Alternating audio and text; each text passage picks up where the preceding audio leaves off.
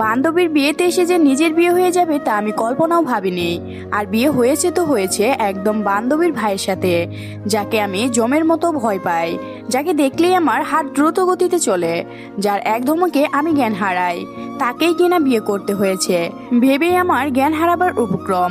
এসব ভেবেই নিজের প্রতি দয়া হলো। আরে অকালে মনে হয় আমি কবরবাসী হয়ে যাব। ভাবতে ভাবতে চোখের পানি চলে আসলো। মনে মনে নিজেকে কয়েকটা গালি দিলাম। কেন আসলাম নিজের বেস্ট ফ্রেন্ডের বিয়েতে? এর চাইতে ভালো হইতো যদি জ্ঞান হারিয়ে পড়ে থাকতাম। অতীত। নূরজাহান এবার অনার্স দ্বিতীয় বর্ষের ছাত্রী। ছোটবেলা থেকে আমি একটু বেশি দুষ্টামি করি, লাফালাফি বেশি করি।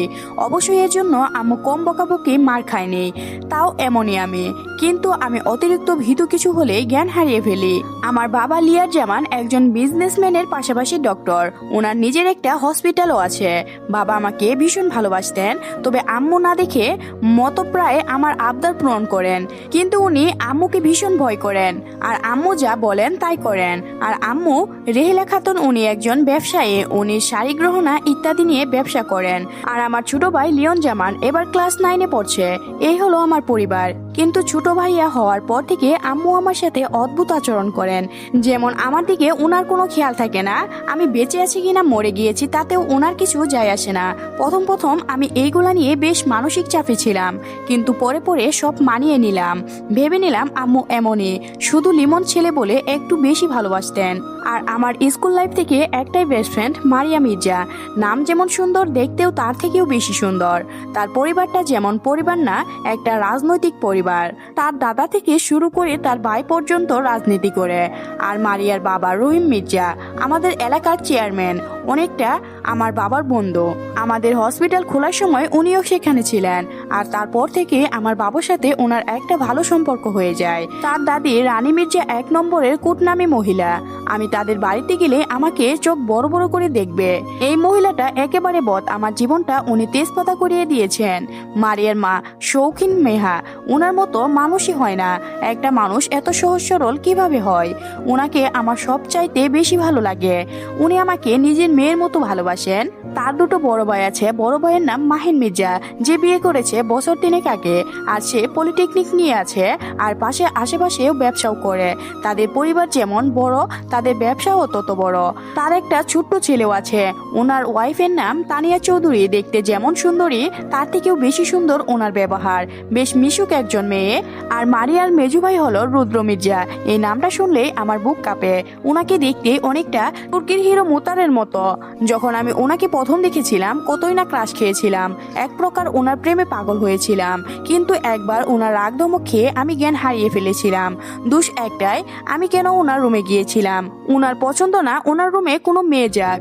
আমার মাঝে মাঝে মনে হয় ওনার মেয়েতে অ্যালার্জি আছে, না হলে মেয়ে দেখলে কেউ এমন করে নাকি? উনি অত্যন্ত বাজে ব্যবহার করতেন আমার সাথে, কিন্তু সময়ের সাথে সাথে বাজে ব্যবহার কমিয়ে দেন। ভালো ব্যবহার না করলেও এখন খারাপ ব্যবহার করে না। উনি পলিটেকনিক্যাল করলেও আর কি করেন সেটা কেউ জানে না। তবে একবার ওনার রুমের পাশ দিয়ে যাওয়ার সময় দেখেছিলাম ওনার হাতে পিস্তল, যেটা দেখে সেই দিন আমি কাঁপতেছিলাম থরথর করে। আমার একটা অসুখ হলো, আমি ভয় পেলেই জ্ঞান হারিয়ে যেতাম। সেই দিনও তাই হয়েছিল। আমি জ্ঞান হারিয়ে ফেললাম, কিন্তু যখন জ্ঞান ফিরল তখন বুঝতে পারলাম আমি ওনার রুমে। আমি সেটা দেখেই তাড়াহুড়া করে উঠে বসেছিলাম। তার সাথে সাথেই উনি কোথা থেকে এসে আমার মাথায় পিস্তল ঠেকিয়ে রেগে বললেন, যদি এই খবরটা বাহিরে যায় তাহলে সেই দিন তোমার শেষ দিন, বলে রাখলাম। ওনার এমন ধমকানিতে প্রায় আমি জ্ঞান হারিয়ে ফেলেছিলাম। কিন্তু তখনই উনি আমার মুখে পানি ছুঁড়ে মেরে বললেন, তোমার তো জ্ঞান হারাবার ব্যায়াম আছে, তাই জ্ঞান হারাবার আগেই বলছি খবরটা যেন বাহিরে না যায়। ব্যাস, সেদিন থেকে আমি ওনাকে জমের মতো ভয় পাই, ওনার থেকে দূরে দূরে থাকি। মারিয়ার বিয়ে এত তাড়াতাড়ি দেওয়ার কারণ তার সেফটি। বিয়েটা হচ্ছে তার নিজ চাচাতো ভাইয়ের, আরমান মির্জা, সাথে একজন পুলিশ। অবশ্যই এই বিয়েতে মারিয়ার ভীষণ খুশি, কারণ ছোটবেলা থেকেই সে আরমানকে ভালোবাসতো। মারিয়ার বিয়ে ছিল আজ। আমি বাবা, আম্মু, ছোট ভাইকে নিয়ে এসেছিলাম, কারণ ওনাদের সাথে আমাদের সম্পর্কটা বেশ ঘনিষ্ঠ। তাই ওনারা নিজ গিয়ে আমার পরিবারকে দাওয়াত করে এসেছেন, তাই ওনারা বাধ্য হয়ে এসেছেন। আর আমি মারিয়ার কানে কানে বলছিলাম, মারিয়া, তোর একটা সুন্দর ভালো দেবর কাজের নেই? আমার মনে হয় আমার সিঙ্গেলই মরতে হবে বলেই কাঁদো কাঁদো চেহারায় করলাম। আমার কথা শুনে মারিয়া বলল, আছে সবাই। অন্যদিকে মেজু ভাই সবাইকে এখানে আসতে মানা করেছে, কারণ মেয়েদের যেন কোনো অসুবিধা না হয় তাই। আমি ভেঙচি কাটলাম আর বললাম, তোর ভাইয়ের জন্য মনে হয় আমরা সিঙ্গেলই থাকতে হবে। বিয়েতে আসছি কই একটা ছেলে পটিয়ে প্রেম করব তা না। তোর ভাইয়া এক গাদা, ওনার কাজগুলো গাদার মতো বলতেই পিছন থেকে কেউ বলে উঠল, কে গাদা? আমি পিছনে ফিরে দেখলাম রুদ্র মির্জা। ওনাকে দেখে হাত পা আমার কাঁপতে লাগলো, জ্ঞান হারাবো হারাবো লাগছে। তখন মারিয়া আমাকে শক্ত করে ধরে রাখলো আর বলল, নূরজানু প্লিজ জ্ঞান হারিয়ে আমার বিয়েটা নষ্ট করিস না। আমি ওকে বললাম, মারো, আমাকে আরো শক্ত করে ধর, আমার মাথা ঘোরাচ্ছে। তোর ভাই সব কথা শুনে নেই তো? তারপর রুদ্র মির্জার কিছু বলা যাবে তার আগে উনার ডাক পড়ল। উনি আমার দিকে কঠোর দৃষ্টিতে তাকিয়ে চলে গেলেন, আর আমিও জ্ঞান হারাতে হারাতে বেঁচে গেলাম। বিয়ে পড়ানো শুরু হবে কিছুক্ষণ পর। আমি এদিকে ওদিকে হাঁটছিলাম। আম্মু, বাবা, ভাই, মারিয়া, আম্মু আর আব্বুর সাথেই আছেন। মারিয়াদের বাড়িটা 4 তলা, চাচারাও থাকেন সেইখানে। তার চাচা চাচি বাড়িটাও বিশাল বড়, তারা 3য় তলায় থাকে। সেইখানে প্রায় 7টা থেকে 8টা রুম, বিশাল বড় একটা ফ্ল্যাট। আমি হাঁটতে হাঁটতে রুদ মির্জার রুম পার করতেই কেউ আমার হাত ধরে টান দিল। আমি প্রথমেই ভয়ে চমকে উঠলাম যখন দেখলাম আমার হাত ধরা ব্যক্তিটা রুদ মির্জা। তখন আমার জ্ঞান হারাবার উপক্রম। জ্ঞান হারাবো হারাবো ভাব আসছেই আমাকে ঝাঁকিয়ে রেগে চিল্লিয়ে বললেন, খবরদার জ্ঞান হারাবে না বলে দিলাম।